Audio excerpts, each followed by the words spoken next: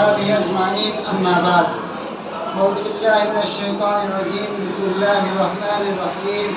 لا إكراه في الدين قد تبين الرشد من الغي. محترم و معزز جناب صدر اور عزیز ساتھیوں، یہ حقیقت ہے کہ جب پورا جزیرہ عرب ظلم و تشدد کی آہنی زنجیروں میں جکڑا ہوا تھا، تہذیب و تمدن کی صوتیں خشک ہو چکے تھے، پوری انسانیت آخری سسکیاں لے رہی تھی، ایسی پرفتن و پرآشوب ماحول میں اللہ رب العزت نے اپنے آخری نبی محمد کریم صلی اللہ علیہ وسلم کو امن و سلامتی کا پیغمبر بنا کر بھیجا، جنہوں نے اہل عرب کو روح افزا تہذیب و تمدن عطا کیا، وہاں کے باشندوں کو اخلاقی و معاشرتی آداب سکھلائے، اور دیکھتے ہی دیکھتے پورا خطہ عرب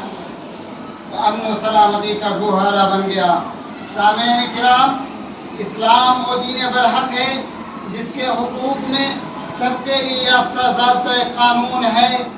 اس کی عدالت میں نہ کوئی عربی نہ اعجمی، نہ کالا نہ گورا، بلکہ سب کے لیے یکساں ضابطۂ قانون ہے۔ جیسا کہ نبی کریم صلی اللہ علیہ وسلم نے ارشاد فرمایا، الا کلکم من آدم و آدم من تراب،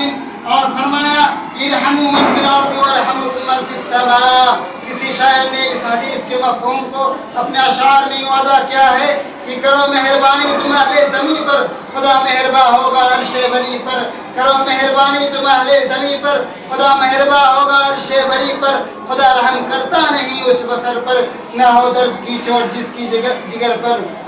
ایک موقع پر آپ صلی اللہ علیہ وسلم نے ارشاد فرمایا، افشوا السلام واطعموا الطعام وصلوا الارحام وصلوا باللیل والناس نیام وادخلوا الجنة بسلام۔ کہ سلام کا عام کرو، کھانا کھلاؤ، صلہ رحمی کرو، اور لوگ جب سو جائیں تو تم اس وقت اٹھ کر نماز پڑھو، یقیناً تم جنت میں سلامتی کے ساتھ داخل ہو جاؤ گے۔ سامعین کرام، وہ اسلام جس نے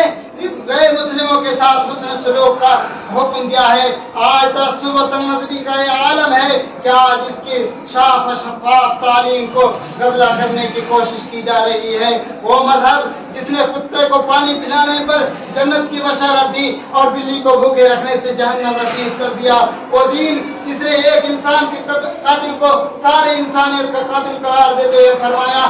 من قتل نفسا بغیر نفس او فساد فی الارض فکانما قتل الناس جميعا ومن احیاها فکانما احیا الناس جميعا۔ گویا جس نے ایک شخص کا قتل کیا اس نے ساری انسانیت کا قتل کر دیا۔ وہ ایک قرآن جس کا یہ اعلان ہو کہ لا اکراہ فی الدین قد تبین الرشد من الغی، جیسے حکیمانہ بات کہی ہو کہ دین کے اوپر کوئی زبردستی نہیں۔ آج انہیں دین کے ماننے والوں کو دہشت گرد کہا جاتا ہے، آتنکواد کہا جاتا ہے، اور اتنا ہی نہیں بلکہ وہ مدارس جہاں پر قال اللہ اور قال رسول کی صدائیں بلند ہوتی ہو، اور جہاں پر انسانیت حیوانیت کے جنگل سے آزاد کرا کے انسانیت کے درس دیے جاتے ہو، آج انہی مدارس کو دہشت گردی کا اڈا بتلایا جاتا ہے۔ وہ دین جس کے پیشوا نے اہل عرب پر قادر ہونے کے باوجود لا تشریف علیکم اليوم اذهبوا انتم الطلقاء کا مسئلہ سنایا ہو، اور تمام ظلم و تشدد کو پس پش ڈال کر اخوت و بھائی چارگی کا پیغام دیا ہو۔ وہ مذہب جس میں عدل کا یہ عالم ہو کہ لو ان فاطمہ بنت محمد سرقت لقطعت یدها، یعنی فاطمہ بنت محمد صلی اللہ علیہ وسلم بھی اگر چوری کرے تو عدل کا تقاضا یہ ہے کہ اس کا ہاتھ کاٹا جائے گا، لیکن آج انہی مدارس کو، انہی مکاتب کو دہشت گردی کا اڈا بتلایا جاتا ہے۔ وہ مدارس جہاں پر قال اللہ قال رسول کی صدائیں بلند ہوتی ہو، وہ مدارس جہاں پر رسول اللہ صلی اللہ علیہ وسلم کے اخلاق حسنہ کو سکھلایا جاتا ہو، جہاں پر رسول اللہ صلی اللہ علیہ وسلم کے اخلاق حسنہ کو بتلایا جاتا ہو، ان مدارس کو دہشت گردی کا اڈا بتلانا اور ان کے مدرسین کو دہشت گرد کے نام سے موسوم کرنا، یا پھر اس قوم کے بارے میں یہ کہنا کہ اس قوم کے بارے میں یہ کہنا کہ بوئے خو آتی ہے اس قوم کے افسانوں سے، کہ کہاں کا انصاف ہے۔ حضرات، اور ضرورت ہے کہ ہم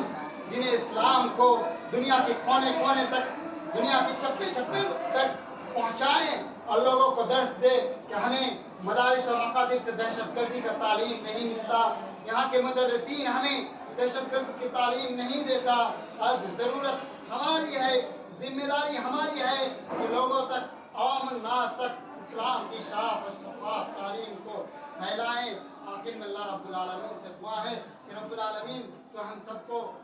دین اسلام کے مطابق زندگی گزارنے کی توفیق عطا فرما. اور